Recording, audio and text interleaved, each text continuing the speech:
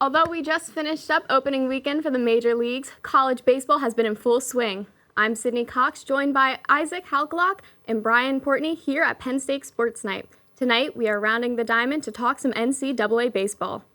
From upsets and forfeits to outstanding performances, this season has been nothing short of entertaining, and it doesn't seem to be stopping anytime soon. Let's start our travels up in Ann Arbor, where PSU fell to Michigan over the weekend. Boys, what happened?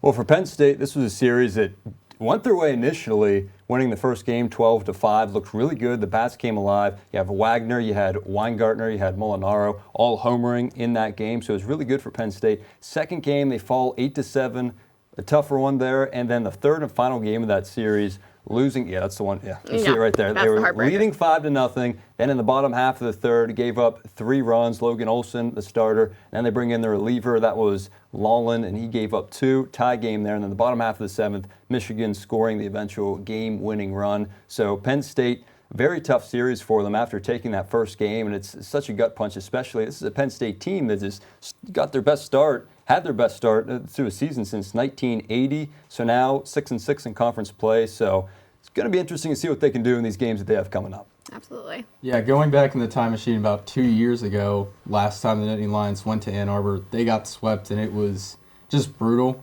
for 2 of those 3 games. And, I mean, seeing the improvement overall, I mean, if you look at this without actually watching the games, you'll see, Nittany Lions won by 7, lost by 1 both times, but it's not like how they did, or it's not that they got 1 of 3 in Ann Arbor, it's how they got 1 of 3 in Ann Arbor when you have a 5-0 lead, and it just goes away like that in the bottom of the third, and then translates over to no offense for the rest of the game. Offense stalls in the late game, as you see, going 1-2-3 with the top of the order in the final game of the series.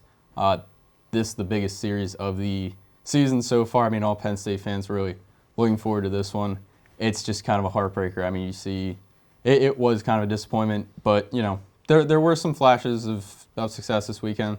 Cole Wagner kind of digging himself out of a slump. Jack Porter still looking good on the road. So a lot of good stuff to take away from this weekend, but also not a lot of good stuff. I mean, the Nittany Lions have been slumping 2-6 out of the last 8. So, the Nittany Lions just need to find a way to crawl back, and they've got Minnesota next weekend.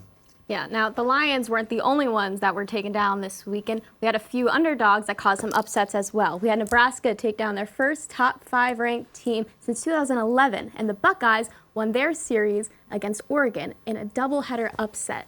Now, from the beginning of the season, we've seen some upsets, but what does that say about these teams that are playing right now?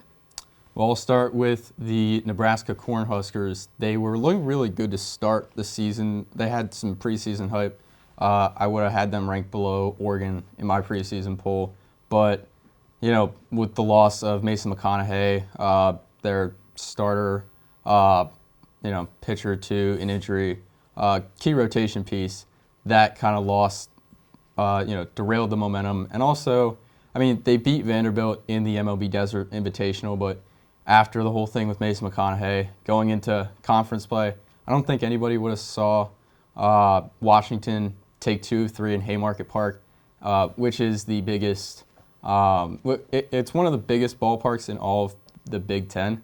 But not only in the Big Ten, but all of college baseball actually, with around 8,500 fans. So, with Nebraska, to me at least, it comes as no surprise. They have that home field advantage. They used it to their advantage this weekend. They lost 16-5 on the Saturday game, but just kind of sandwiching those with some really good wins has been, really good for the Cornhuskers. I don't think it comes as a shock. This was one of the more anticipated series between the Big Ten and Oregon State of all season. Yeah, and like you said, they had a big crowd behind them, and I think a big crowd is something that some other teams saw as well. We saw OSU have a big crowd as well behind them. What happened down in OSU's territory? Yeah, that was a big one for Iowa State because they were coming off of a series when they really got beat up at Iowa, losing 3 of those games, or I should say 2 out of those 3 games, all by the 10-run rule in the 7th inning, ending early. So just really tough for Ohio State, and a team that now with the wins over Oregon, they came back home playing Oregon, and they lose the first game to Oregon 7-0. Then they come back in a doubleheader the next day, and they sweep that doubleheader, winning that series over the Ducks. And with those wins, that improved Ohio State to 8-16 on the season, so it's been a really tough one. And Oregon is number 10 in the country, so that was a really, really big one for Ohio State. Matter of fact, winning that second game of the doubleheader on a 3-run homer, so really big for the Buckeyes. It's going to be interesting to see now what they can do as they go on into conference play. Yeah, and those losses definitely set back both those ranked teams. Like, we definitely saw that. Yeah. Well, I'll continue on with his point.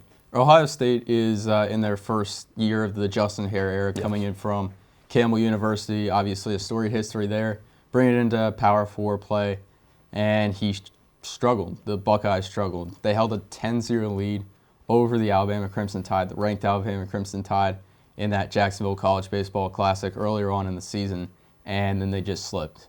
They didn't even just slip. They were just not very good, and they stayed not very good. I mean, they played Iowa, and that was on the road, but still, I mean, they kept getting run ruled. They were 2-7, started out losing the first 7 in conference play, but really going into that Saturday game, those Saturday games, I think something just had a jolt of energy for them.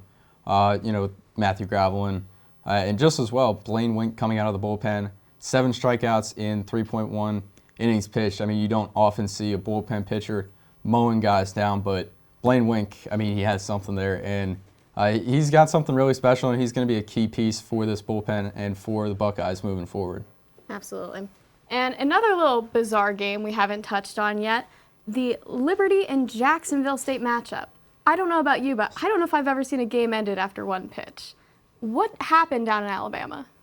No, so this was insane, bizarre. It's exactly right. So the situation is, so for Liberty, you have to get in your 27-man roster going into a series. So they supposedly got that out with Jacksonville State, but in the second game, they bring out a starter that wasn't on that roster. Jacksonville State's head coach caught onto that, told the umpires, and they let him throw the first pitch, and then Jacksonville State's head coach comes on out and says, hey, he's not written down on this 27-man roster. They let the game start. Which is insane. Yeah. Which, I don't know however you feel about that, but that's what happened. I mean, Bradley LaCroix, the head coach at Liberty, he's been around for a while as an assistant. This is his 3rd year as a head coach, spent the last 2 over at VCU, made it to the NCAA regional last year. You think this is a guy with a lot of experience. I mean, any head coach, you think they would know better, but this is just a huge blunder for Liberty, and obviously just something you can't happen. That was Ben Blair, is who they sent out on that second game, and obviously had to pull him right away, and it ended in a 9-0 forfeit, but just brutal if you're the Flames. Yeah, and that's just a sad all around for all those teams and players that were involved. But now, aside from the upsets and the unfortunate forfeits, we've had some outstanding players and stellar performances as well. Isaac, who was somebody that caught your eye over the past week or so? I'm a big Phillies fan. I know you are too. Oh, yeah. Andrew Knapp, former backup catcher for the Phillies. A lot of love for him. Gotta love Garrett Stubbs now too, the current backup for the Phils. But anyhow, I digress.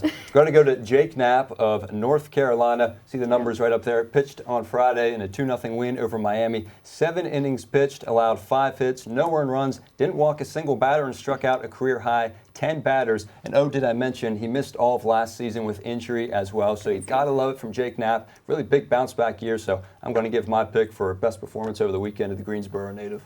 There you go. And Brian, who's somebody that you think you're going to keep an eye out for in the next coming weeks, months, maybe even the next year?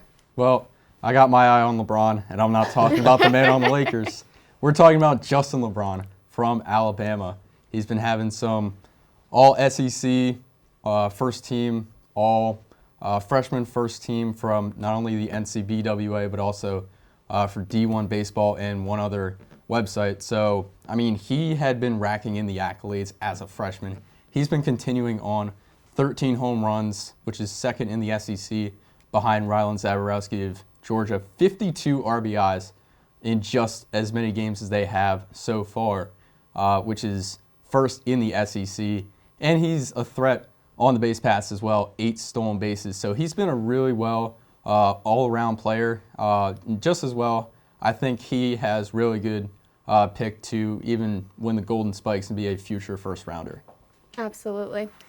And we will absolutely be able to see more of these strong presentations in the future weeks as the teams chase Omaha in mid-June. For Isaac Hallock and Brian Portney, I'm Sydney Cox, and thank you for stepping up to the plate to watch Penn State Sports Night. Hey everybody, thanks for tuning in to this edition of Penn State Sports Night. For more content like this and so much more, make sure you subscribe to our YouTube channel and follow us on Instagram, TikTok, and X. For everyone here at Penn State Sports Night, We are Penn State Sports Night.